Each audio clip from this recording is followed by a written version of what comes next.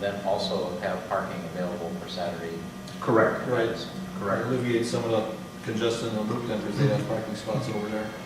And also when there's concerts, it would give a little extra parking. And I've even run it past, or thought to run past Darlene, that because they really don't use that blacktop area for anything, so I mean, since the basketball hoops are down, like it's just sort of a, where the kids gather and, you know, whatever, I thought possibly we could even mark that as a parking lot. That way you don't have people just parking haphazardly back there. I mean, if we put that lane in, and we could mark the whole thing as a parking lot, which isn't gonna interfere with the kids playing on it at any point, but at least then it would keep anybody parking back there, parking in a more logical fashion than just, you know, one going this way, one going that way, and, you know, maybe have a little more control over it. I think we looked at that, the problem is it's not, the base is not meant for driving at, I thought. It was It designed is, for but I mean, basketball. that blacktop back there is so old that I don't Probably think fine, yeah. that's not gonna go anywhere anymore than what it is, and I mean, if indeed we would end up staying there and wanted to replace that, yeah, then we would just replace it with a, you know, with a heavier grade asphalt for parking. But I think at this point, I don't think we're gonna damage it by parking on it any more than it already is. I mean, we drive trucks back there and semis back there, and, you know, that's just the way it is back, you know. While we're talking about the basketball court. Oh, the basketball court, oh, Yeah. right, yeah. We looked at that and the problem was it wasn't the right base for it. Well, and then the rec department has already talked to me about that and the fact that she would like to see if we could repave that to where they could use it for spring and summer basketball, you know, make it more of a usable court. I mean, right now it's pretty broke up and pretty cracked up. But I'll get her costs on that in spring to redo that as a basketball court, but then I think we would do it in a fashion that if we needed to, we could put in a heavier grade asphalt. Yeah, because you do that, we talked about probably 25,000. Yeah, It's not a change, but if they've got a park and rack on that. so she'd already talked to me about that. Yeah, the software on the control system, or remote, because Canada can put a virtual desktop for you. You can run anything else. Okay. Just put in the current virtual desktop and you choose what you want to be, XP or Windows 98 or whatever you want to be. It'll run just fine. Okay. I don't want to get too deep into this, but I was a little disappointed that we were looking at going from a proprietary system to another proprietary system. You know, aren't there any open systems available?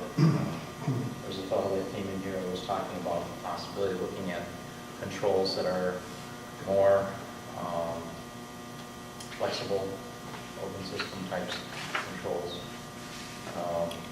I was just doing a little checking online, and you know, you can buy Honeywell, or you can buy Train, or you can buy Johnson Controls is, I guess, has bought Train, or Problem is they specialize, or they have specialized in the controllers. I can tell you, this is what I work on, is automation controls, and it's wide open nowadays. So if you want to take the time to write the code to do it, it's wide open, you do what you want, but the controller itself is the easy part. yeah, well, it sounded like someone had already done that task. Probably is. I don't remember the gentleman's name that was in here. Do you remember his name? I mean, it depends what you're looking at. from the- Recently, or Over a year ago. Talk about Pete. That could from Max Efficiency? he's you know, in the area. No, Pete, he's the gentleman that works for Walmart. He handles Oh, their, Pete Jackson. Jack, yeah, I think he was last.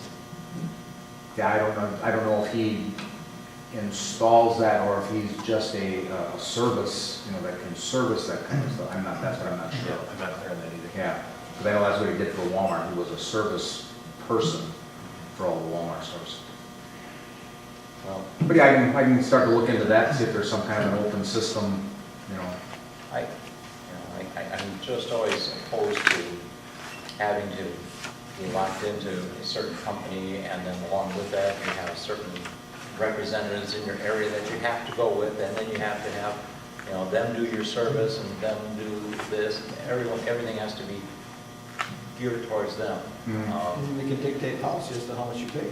That's right. Yeah, but. Yeah, I don't know if they do it when it's not. Paying somebody, so take it from me, I mean, if you go, let's say, to a Mitsubishi system, which could be no problem, for half the cost of what you do, how you go for the whole thing. But then you're stuck with a guy that programs with species for the future. But there's a lot of them, granted, but the components are off the shelf and they're dirt cheap. You know, I mean, they run industrial stuff all day long, every day they're low. So put it into HVAC and you're good fine. I guess I would just like something. Sure. Besides, well, we know this is old and it's had problems, so our only answer is Honeywell. I mean, that's, if that's the direction that was given to the, or this is, you know, that's just the way it read to me. No, when I talked with Paul, that wasn't the direction he was given. I think he went that direction only in the fact that then this building would be equivalent to the other three, because they're under Honeywell. So I mean, if you're looking at changing the entire district, or just this building, and I think he was under the impression or whatever direction that it was just this building, so he was trying to make it compatible with the other three. Well, you know, if the system is up and running and works all the time, who cares? You know, it's not that you have to have everything compatible, it's that you have to have it working. And working at a reasonable price. You know, I keep seeing these quotes of $300,000, and they say, well, you'll have payback in like 15 years, 20 years, you know. So, and I don't want to go any further. No, I understand. You know, I read it over today, and it was interesting. We'll discuss it next month on that. Sure. Other than that, I really don't have anything else. Everything is running good, we haven't had any problems. Yep. No major leaks, no major breakdowns of any kind anywhere. We're just kind of hunkering down off of the winter months. That's what always brings us more grief than the summer months, so we'll see what happens. your equipment is ready for the winter. Yeah, everything has been switched over, all the tractors are taken care of, ready to go, plows are on, Just touch base, we don't have that snow anymore at Fox River? Haven't heard anything about it? Nope. So we Since finally that got that last, fixed. since that last find over in the old science room, or where they took the sink or tumbler out, whatever it happened to have been, and they found that open vent, yeah, that's been fine. Haven't had an odor So- since. No more mold, no more smell, you know. And boy, it's a real building again? Wow. Yeah. No, it's been fine. You have anything else, Paul?